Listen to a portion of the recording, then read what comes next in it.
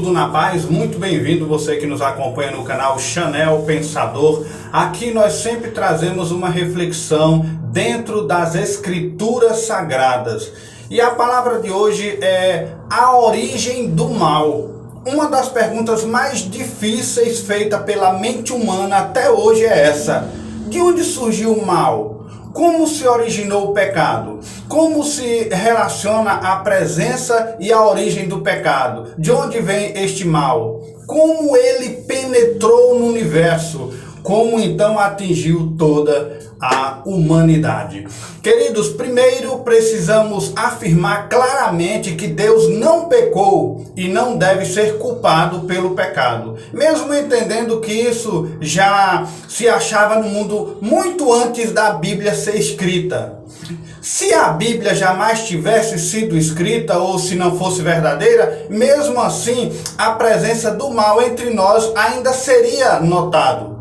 Essa pergunta e questionamento, claro que tem resposta. A Bíblia responde isso. É só você continuar ligado e você vai entender a resposta da origem do mal. Antes de falar desse assunto, eu convido a você que ainda não se inscreveu no canal, se inscreva. Logo após sua inscrição, acione o sininho para você estar recebendo novidades do canal. Também você pode deixar ou não o seu joinha. E também eu te peço, que é um dos itens tão interessantes também do nosso canal, é você compartilhar vídeos. Compartilhe nos seus grupos com seus amigos, familiares, para eles participarem também desses desafios de reflexão à luz da Bíblia Sagrada, ok?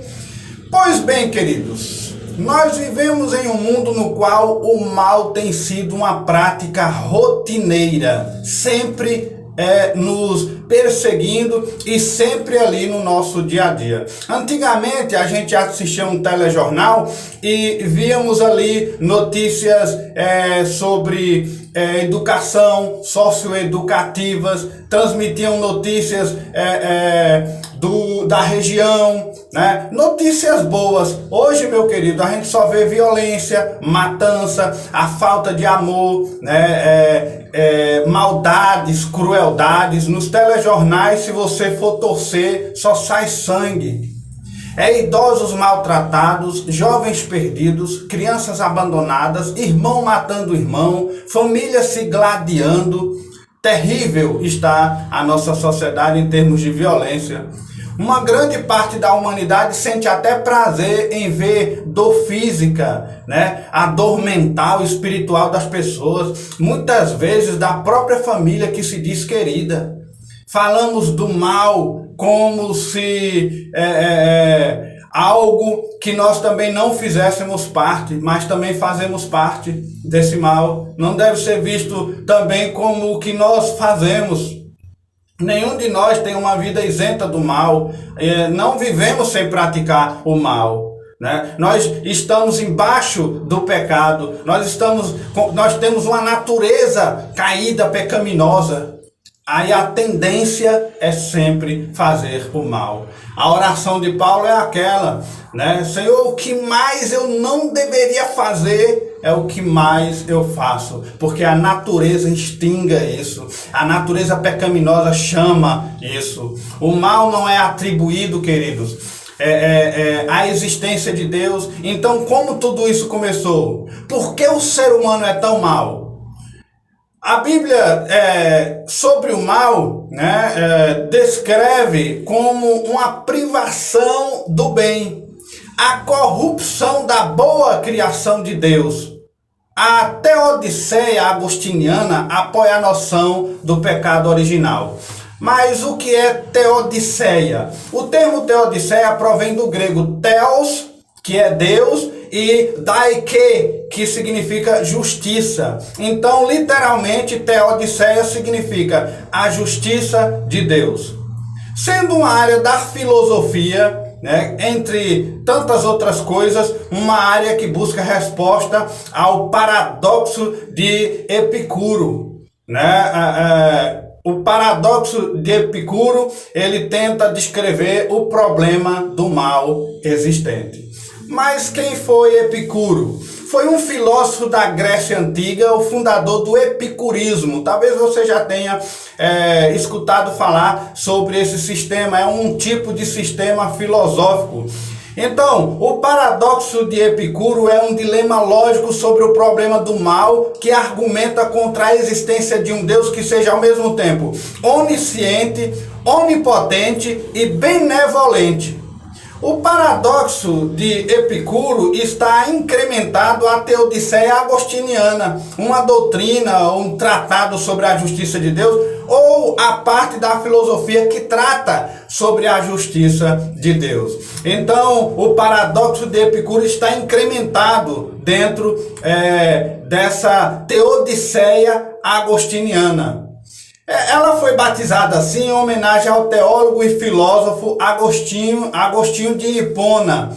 Quem foi Agostinho de Hipona?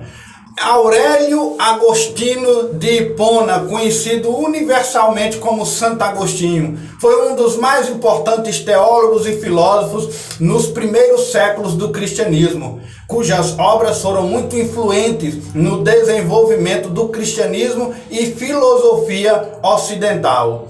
Seu nome leva o nome de uma cidade chamada Hipona, porque ele foi bispo daquela cidade, Ela ficava na província romana da África.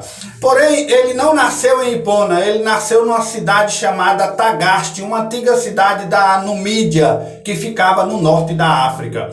Sobre as ruínas de Tagaste foi edificada a atual cidade Soukhahas, lá na Argélia. A cidade está localizada a 100 quilômetros ao sudeste de Annaba, que ali é onde ficava a antiga Hipona. Então, Agostinho de Hipona, ele viveu entre 354 a 430 depois de Cristo. Foi também escritor, bispo cristão no norte da África durante a dominação romana. Seu pai era pagão, a sua mãe era cristã devota, aí por isso exerceu grande influência sobre a conversão do filho. Então foi Agostinho que escreveu também a doutrina dentro da Teodiceia, da Teodiceia. É um termo derivado do título da obra de ensaio Teodiceia. Esse ensaio de Teodiceia já foi uma obra do filósofo alemão Leibniz. Ele sustenta a existência de Deus a partir da discussão do problema da existência do mal e também de sua relação com a bondade de um Deus que é onisciente e onipotente. Então, Leibniz, ele faz essa relação, e de sua relação de Deus com a bondade em ser um Deus totalmente presente, onisciente de todas as coisas. É ainda um tipo de teodiceia cristã, esse ensaio da Teodiceia de Leibniz. É teodiceia cristã projetada em respostas ao problema da existência do mal. Ainda traz uma referência de que responde ao problema evidencial do mal, da existência do mal. Ele busca focalizar nesse ponto aí. Como tal, ele tenta explicar a probabilidade de um onipotente, um Deus todo-poderoso e onibenevolente, que é todo bom, um Deus todo-poderoso, todo bom, em meio à evidência do mal no mundo. É isso que Leibniz tenta colocar. Então, várias variações desse tipo de teodiceia foram propostas ao longo da história, mas as que mais ficaram em foco foi a teodiceia que Leibniz trouxe com mais conteúdo para nós. Suas semelhanças foram descritas pela primeira vez por um filósofo do século XX. Ele foi chamado John Wick. Ele classificou como agostinianas. Eles tipicamente afirmam que Deus é perfeitamente, idealmente bom, que ele criou o mundo a partir do nada, e esse mal é o resultado do pecado original da humanidade. É isso que ele traz em mente. Dizem ainda que a entrada do mal no mundo é geralmente explicada com a punição pelo pecado, e a sua presença continuada devido ao uso indevido do livre-arbítrio pelos humanos. Tá dando para compreender? Leibniz, ele traz que o pecado, então, ele entrou para o mundo na sentença, na punição do Éden, e ele se propagou pelo mau uso do livre-arbítrio. A bondade e a benevolência de Deus, segundo a teodiceia agostiniana, permanecem perfeitas e sem responsabilidade pelo mal ou pelo sofrimento. Porém, queridos, as Escrituras Sagradas, que é o nosso veredicto final em questão doutrinária e espiritual, nos informa que o pecado não ocorreu na terra. O pecado original ocorreu no céu. Então, sendo assim, a Bíblia ela está acima da teodiceia agostiniana, acima da versão de Leibniz ou de qualquer outra teodiceia que venha surgir por aí. As Escrituras, que é a nossa única regra de fé e prática, elas nos provam que o mal, ele entrou na terra, mas ele não foi criado na terra. O céu foi, portanto, manchado antes da terra ter sido maculada pela sua odiosa presença. A existência pré-adâmica do mal foi consequência. Quando o mal ocorreu nas esferas materiais, ele já havia antes ocorrido no universo. O mal apenas entrou no mundo, conforme está registrado no livro de Romanos, no capítulo 5, versículo 12. E com ele a morte, mas eles não surgiram naquele momento. A Bíblia diz em Romanos 5,12 que entrou o pecado e com o pecado a morte. Seus efeitos apenas se fizeram sentir agora em outra esfera. Saíram da esfera espiritual e adentraram, veio a esfera física. Adão foi apenas uma porta e não uma fonte, pois a fonte antecedia a existência de Adão. As Escrituras, querido, falam pelo menos em duas passagens sobre a rebelião de um querubim ungido que teria almejado o lugar de Deus nas regiões celestiais. As duas passagens, elas retratam detalhadamente a mesma coisa. Uma revolta contra Deus por causa de um desejo de poder e uma consequente punição por tal atitude. A Bíblia registra isso. Acompanhe comigo então esses textos que eu estou dizendo, o que eles relatam. Preste atenção. Raciocine comigo. O primeiro texto está em Ezequiel, capítulo 28, versículos de 12 a 17. Eles dizem assim, versículo 12: Filho do homem, levanta uma lamentação sobre o rei de Tiro e diz-lhe: Assim diz o Senhor Jeová, tu és o aferidor da medida, cheio de sabedoria e perfeito em formosura. Versículo 13, estavas no Éden, jardim de Deus, toda pedra preciosa era a tua cobertura, a sardônia, o topázio, o diamante, a turquesa, o ônix, o jaspe, a safira, o carbúnculo, a esmeralda e o ouro. A obra dos teus tambores e dos teus pífaros estavam em ti, no dia em que foste criado, forem preparados. Tu eras querubim ungido para proteger e te estabeleci no Monte Santo de Deus. E lá tu estavas, no meio das pedras afogueadas andavas. Perfeito era nos teus caminhos desde o dia em que foste criado até que se achou iniquidade em ti. Versículo 16 de Ezequiel 28. Na multiplicação do teu comércio se encheu o teu interior de violência e pecastes. Pelo que te lançarei profanado fora do monte de Deus e te farei perecer, ó querubim protetor, entre pedras afogueadas.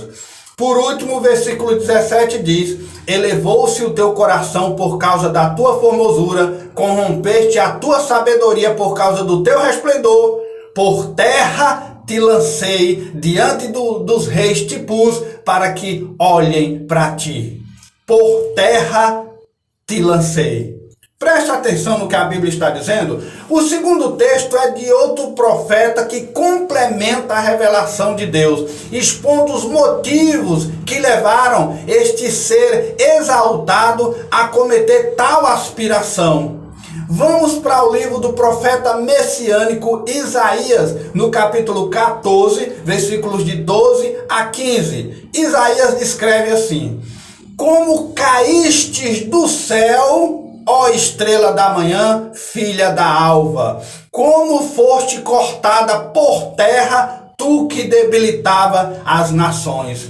E tu dizias no teu coração: eu subirei ao céu, acima das estrelas de Deus, exaltarei o meu trono, e no monte da congregação me assentarei ao lado do norte. O versículo 14 diz assim: subirei sobre as alturas das nuvens e serei semelhante ao Altíssimo, e contudo levado serás ao inferno, ao mais profundo abismo. Queridos, esses dois textos estão claros de que houve de fato uma rebelião no céu, e o querubim que era ungido caiu em pecado. Ele causou ambição em si mesmo, uma soberba, e de lá ele foi lançado para a terra. Deus nos permitiu saber sobre a verdadeira origem do mal através das escrituras sagradas, e a origem do mal se deu por rebelião, por revolta, iniquidade e soberba. Foram as raízes que causaram essa rebelião no céu. Os primeiros pecados do universo foram realizados por um ser perfeito, conforme lemos na Sagrada Escritura, que estava na presença de Deus antes mesmo do homem ser criado. Sabemos que durante a criação da terra, os anjos já estavam presentes. É só a gente ler o que está escrito em Jó, no capítulo 38, versículos 4 e 7.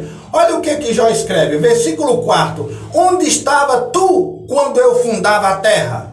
Faz-nos saber se tem inteligência. Quem lhe pôs as medidas, se tu sabes? Ou quem entendeu sobre ela o cordel? Sobre que estão fundadas as suas bases? Ou quem assentou a sua pedra de esquina? Quando as estrelas da alva juntas alegremente cantavam e todos os filhos de Deus rejubilavam. A Bíblia fala muito pouco sobre as consequências do pecado ocorrido no reino espiritual, exceto as consequências geradas para o próprio autor do pecado e os seus legionários. Agora, sobre a origem do pecado na raça humana. De acordo também, claro, lógico, com as escrituras sagradas, o homem é agora repugnante para Deus e para si mesmo, além de ser uma criatura mal adaptada no universo. Não porque Deus o tenha criado assim, mas porque ele próprio se fez assim por abusar do livre-arbítrio. O mal já tinha acontecido na rebelião, no reino celestiais, e esse mal desce e começa a atingir e modificar o raciocínio do livre-arbítrio da humanidade. O terceiro capítulo de Gênesis oferece os pontos fundamentais para se entender a origem do pecado na terra. A origem do pecado na terra se deu por conta de quê? Da tentação, a culpa, o juízo final. Consequentemente aparece a redenção. Tá dando para compreender, queridos? Daí, muitos têm sido feitos para retirar qualquer sentido literal desse acontecimento. Você pode ouvir muitas explicações, estudos, mensagens sobre isso, mas a lógica da Bíblia é clara, é direta. Poucos são aqueles que acreditam em um sentido literal da narrativa, antes atribui a mesma em valor mitológico. Alguns dizem que foi apenas uma história, um conto, uma mitologia, mas a Bíblia deixa bem claro. Se o fazem, algumas pessoas pensam desse jeito, sem qualquer respaldo bíblico, pois a Bíblia, entender ser Adão um ser concreto, um indivíduo com existência real e único, nos faz ter lógica. Adão possui uma genealogia como qualquer outro da Bíblia. Ele possui descendência. O seu nome se liga a outros indivíduos dos quais jamais se questiona a existência real. Não tem como pensarmos em a história do Éden, da criação do homem, do universo, ser um conto, uma mitologia, porque está dentro, né, da história total do povo de Israel. O Novo Testamento assume tal posição e toda a referência a Adão, a um personagem histórico real como os demais, ela faz crer. Algumas dificuldades, como o fato do diálogo entre Eva e a serpente, ou a localização do Jardim do Éden, onde precisamente foi. Isso são alegações comuns que a nossa mente traça e querem respostas, mas nem tudo temos respostas. Geralmente não é considerado que esse tempo longínquo se perde na história e não há nenhum outro registro que se encaixe melhor com os dilemas da existência humana, qual seja esses textos aí. Ok? A ciência histórica, com todo o seu avanço, não consegue ir além de 3 milhares de anos antes de Cristo. Ela não consegue se estender mais para buscar as respostas que tanto querem. Para quem crê na Bíblia e faz uma interpretação adequada da mesma, Adão faz todo sentido para a humanidade. O acontecimento é rico em verdades espirituais, traz a lógica de um discernimento bíblico de toda a Escritura e de toda a história dos hebreus. A origem da morte, o primeiro ato de desobediência, a entrada do pecado e suas consequências, a desordem universal resultante, tudo isso a Bíblia traz com exatidão. Não há como errar, não há como desacreditar, não há como dizer que é fábula ou mitologia. A verdade é essa daí e estamos vivendo, aceite ou não, essa é a verdade. Concluo esse assunto dizendo, queridos, o profeta Ezequiel nos relata a origem do mal nas regiões celestiais, que causou devido ao quê? Rebelião, revolta, iniquidade, soberba. Os capítulos iniciais de Gênesis encontramos, portanto, a base teológica para a origem da entrada do pecado, do mal na terra, bem como também surgiu aí a doutrina da redenção. Então, pecado na terra, tentação, a culpa e o juízo. Saibamos, porém, meus queridos, que aqueles que se rebelaram nos altos céus, Lúcifer e os seus secretários, terão um triste fim. Conforme a Escritura diz, eles serão lançados no lago de fogo e enxofre. Serão finalmente extintos, eles e todos quantos seguiram aqui na terra, como lista o livro de Apocalipse, capítulo 21, versículo 8. Leia Apocalipse 21, versículo 8, que você vai ver quais são os secretários dele que irão acompanhar para o lago de fogo e enxofre. Esse será o último ato da sentença de Deus, conforme está escrito em Apocalipse 20, versículo 10. Por isso, meu querido, saiba que o diabo existe, mas não foi Deus que o criou a sua essência. Por isso, meu querido, Deus criou um anjo de luz, porém esse anjo de luz que se decidiu transformar naquilo que ele é hoje. No nosso português, o diabo, ou na origem, na língua original, a raiz grega, diabolos, entendido como o negador, o caluniador, o acusador, o opositor, aquele que nega, porque ele quis se rebelar. Esse tipo de decisão é um mistério que Deus não achou importante nos revelar. Querer saber isso é especulação. Por que ele se rebelou? Como que ele se rebelou? Isso é especulação. O que a Bíblia nos mostra é o que ele fez e as consequências disso. O porquê não tem precisão da gente saber disso. É só a gente ler Deuteronômio capítulo 29, versículo 29, que diz: as coisas encobertas pertencem ao Senhor, nosso Deus, porém as reveladas nos pertencem, a nós e aos nossos filhos, para sempre, para que cumpramos toda a palavra da lei.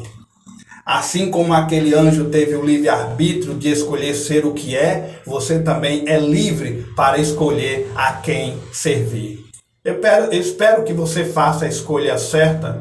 Espero que você tenha entendido um pouco de como o mal entrou no mundo, certo? Sirvamos então o bem e não o mal. Façamos o bem e não o mal. Faça a escolha certa, meu querido.